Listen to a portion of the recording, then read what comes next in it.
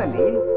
కాషాయాలు ధరించి కాలినడకన తిరుగుతూ ప్రబోధించటమే శ్రీవారు ప్రస్తుతం చేస్తున్న పని.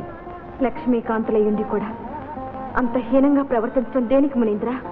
ఎంత లక్ష్మీదేవివైనా ఆయన పత్నివేగా. పురుషుడైన తాను నీ సహాయం స్వీకరిస్తే ఓటమి అంగీకరించినట్టేగా. అయినా నాకెందుకు, ఇది ఆలుమొగల మధ్య తగవు. మాట వరుసకు వచ్చిన చర్చ మాట పట్టింపునకు దారితీసినా మునీంద్ర? పతిభక్తితో నీవు గ్రహించలేదు గాని అడుగడుగునా శ్రీవారు తమ ఆధిక్యతను స్పష్టం చేస్తూనే ఉన్నారు. ఆనాడు రామావతారంలో అంత ముచ్చటపడి సీతగా అవతరిస్తే అడవుల వెంట తిప్పలేదా? అగ్ని ప్రవేశం చేయించలేదా? నారాయణ, నీ కన్నీరు ఆయన్ని కరిగించగలిగిందా? పోనీ కృష్ణావతారంలోనైనా సుఖపెట్టాడా? రుక్మిణివై అంతగా ప్రేమించి అందరినీ పరిత్యజించి ఆయన్నే వరించావు గదా. పట్టపురాణి బిరుదం నీకు, పట్టాభిషేకం సత్యాదేవికి. ఇప్పుడు మాత్రం నీ ఆధిక్యతను నీవెక్కడ నిరూపించుకుంటావోనని ఆడగాలి కూడా తగలటానికి వీలులేని హఠయోగం అవలంబించాడు. అయినా నాకెందుకు, ఎంత అవమానమైనా భరించేది నీవు. చాలు మునీంద్ర, చాలు. ఇంతకాలం శ్రీవారు నాపై చూపిన కపట ప్రేమాభినయాలకు, కళ్ళబల్లి కబుర్లకు మురిసిపోయానే కానీ స్త్రీ జాతిపై ఇంతటి తృణీకార భావం ఉందని గ్రహించలేకపోయాను. గతం నాస్తి, ఇప్పటికైనా మేలుకున్నావు, అంతే చాలు. నీవు నడుం కట్టి నిరూపించాలి గాని నారాయణుడు స్త్రీశక్తికి దాసోహమనడు. నిరూపిస్తాను. స్త్రీ అనురాగాన్ని అసమర్థతగా ఎంచి అడుగడుగున అవమానాలకు గురి చేసే పురుషుల కళ్ళు తెరిపిస్తాను. స్త్రీ ప్రేమ స్వరూపిణే కాదు, ప్రణయ స్వరూపిణిని కూడా రుజువు చేస్తాను. ఎంతటి సర్వసంగ పరిత్యాగిగా మారినా శ్రీవారు నన్ను ఎలా జయించగలరో చూస్తాను.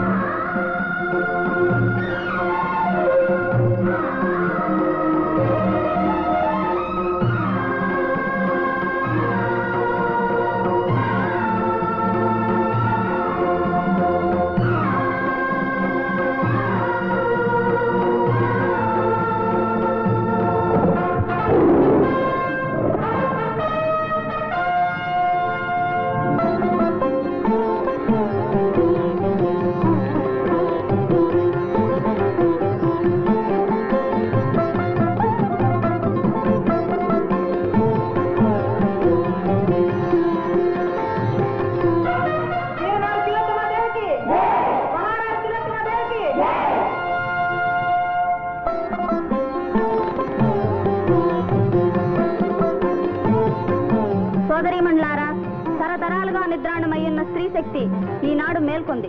కారణ జన్మురాలైన మన మహారాణి తిలోత్తమాదేవి పురుషుల కబంధ హస్తాలలో దారుణ బాధలు అనుభవిస్తున్న నారీలోకానికి విముక్తి ప్రసాదించారు. ఈ కామరూపదేశంలో స్త్రీ సామ్రాజ్యం స్థాపించారు.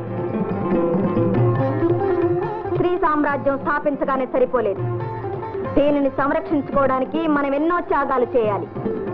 ఇంకా మనలో పతియే ప్రత్యక్ష దైవమని, పతి సేవయే పరమార్థ సాధనమని భావించే పడతలు లేకపోలేదు. ఆ ఛాందసాచారానికి స్వస్తి చెప్పి మన జాతి ఘనతను దశ దిశలా చాటటమే మన కర్తవ్యం. ఈ రాజ్యంలో ఏ స్త్రీ కూడా మగవాని ఆధిక్యతను అంగీకరించరాదు, మనసివ్వరాదు. ఇక్కడ సర్వాధికారాలు స్త్రీలవే. ఈ శాసనాన్ని ధిక్కరించిన వారికి కఠిన శిక్ష తప్పదు. ఈ పవిత్రాశయానికి మీరంతా దీక్షా కంకణం ధరించాలి.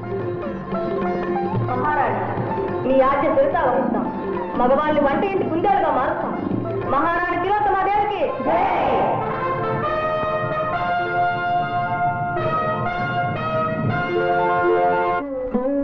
ఎందులకు తల్లి ఆ కన్నీరు? కారణం నేను చెబుతాను స్వామి. మందబుద్ధినై మీరిచ్చిన మహాప్రసాదం మహిమను గుర్తించలేక మట్టిపాలు చేశాను. సంతతి కోసం అల్లాడే ఈమె ఆశను నిరాశ చేశాను. నాడు నేను కటాక్షించిన విభూతి ప్రసాదం ఎక్కడ పారవేశారో చెప్పండి. అది మా పశువుల పాక వద్ద గోమయంలో కలిసిపోయింది. అదిగో స్వామి, అదిగో స్వామి, గోమయం అంతా అక్కడే కుప్పగా వేశాం. జై జగజ్యోతి.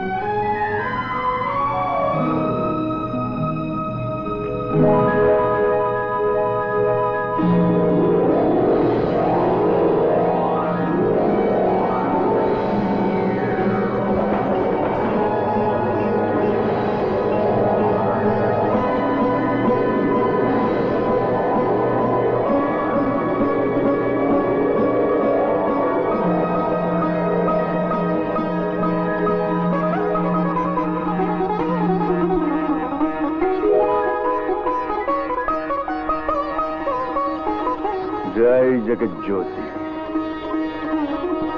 గురుర్బ్రహ్మ గురుర్విష్ణు గురుదేవో మహేశ్వర గురు సాక్షాత్ పరబ్రహ్మ తస్మై శ్రీ గురువే నమః. చిరంజీవ చిరంజీవ చిరంజీవ చిరంజీవ. గురుదేవా, ఎవరైతుడు? మీకిచ్చిన విభూతి ప్రసాద మహిమ వలన జన్మించిన కారణ జన్ముడు, ఇంతవరకు పవిత్ర గోమయమే రక్షాకవచముగా ధరించిన గోరఖనాథుడు. స్వామి, మీరిచ్చిన ప్రసాదం వృధా పోలేదు. మా బాబు మాకు లభించాడు. అదిగోనండి మన బాబు. ఆగండి. ఈతడు అహంకార మమకారాలకు అతీతుడు. ఈతడు నా శిష్యుడై మతోద్ధారకుడై జగత్ ప్రసిద్ధి నందుతాడు. తానయ్య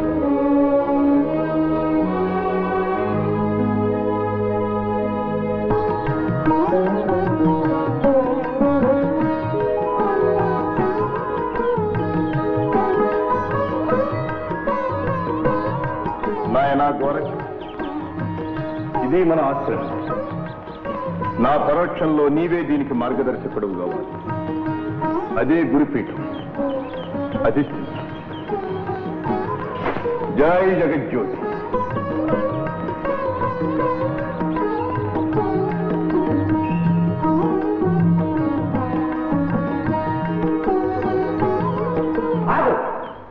అదే గురుపీఠం. దాని మీద కూర్చునే అర్హత నీకు లేదు. వైద్యనాథ, క్షమించండి గురుదేవ. ఇంతకాలం మిమ్మల్ని సేవించుకుంటున్నాం.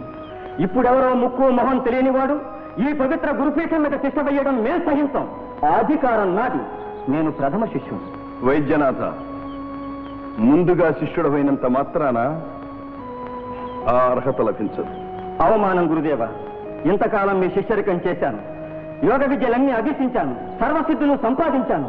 హఠయోగంలో గాని ప్రాణాయామంలో గాని ఈ ప్రతివాడు నాతో సరితూగుతాడా? కావాలంటే నా శక్తిని పరీక్షించండి. ఓ, అంతటి శక్తివంతుడవా? అఘోరక్, ఆ క్షీరపాత్రనిటి తెమ్ము.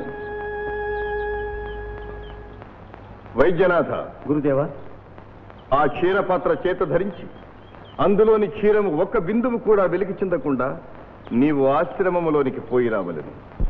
ఇదే నీకు పరీక్ష. ఇదెంత పని గురుదేవా? అవలీలగా చేసి చూపిస్తాను. ఓం తత్సత్.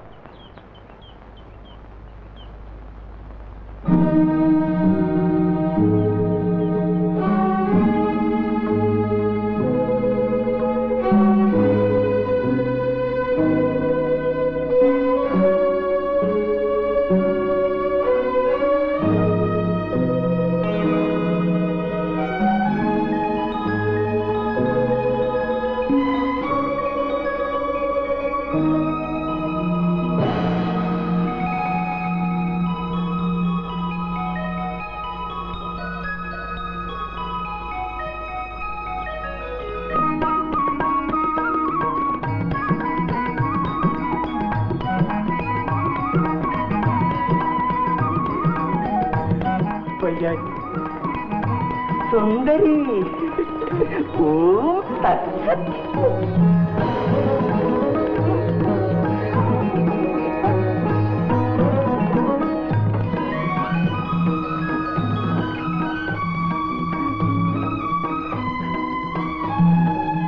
హృదయేశ్వరి, ఇక నే తాళజాలం.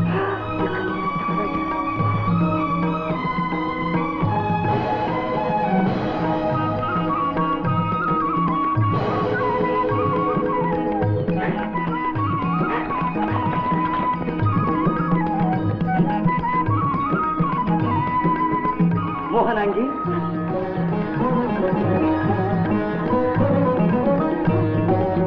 ఓం తత్సత్. హరిణ నేత్రి.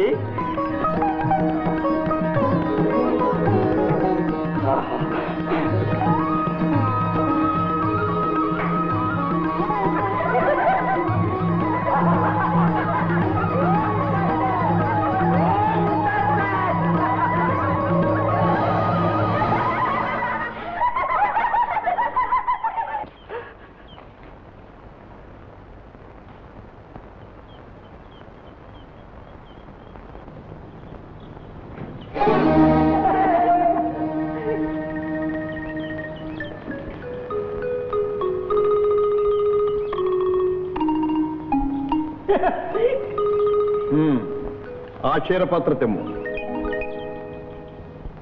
నాయనా గోరఖ్, నీవు పోయిరమ్ము.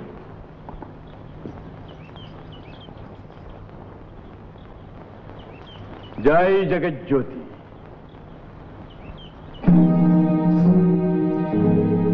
వెళ్ళు వెళ్ళు. నేను గనక బయటపడ్డాను, వీడైతే లోపలే పాతుకుపోతాడు.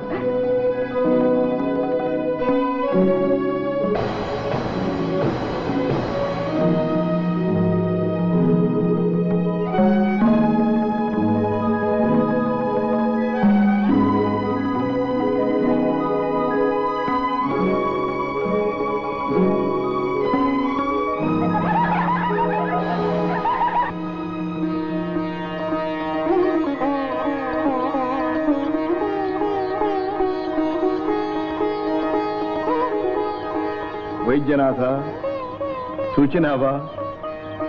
ఏ కార్యమును సాధించడం గాని ఏకాగ్రత అతి ముఖ్యం. నాయనా గోరఖ్, నేను దేశాటనంకు బయలుదేరుచున్నాను. నీవిక్కడే ఉండి తపోనిష్టతో హృదయ నైర్మల్యం పెంపొందించు. నీ అంతర్వాణియే తగు సమయంలో నీకు కర్తవ్యం ప్రబోధిస్తుంది. రాజ్ఞ గురుదేవ. జై జగజ్యోతి.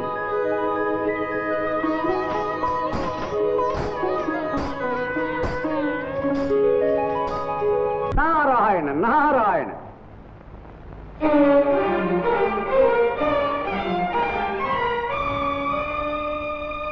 నారద మునీంద్రులకు ప్రణామములు.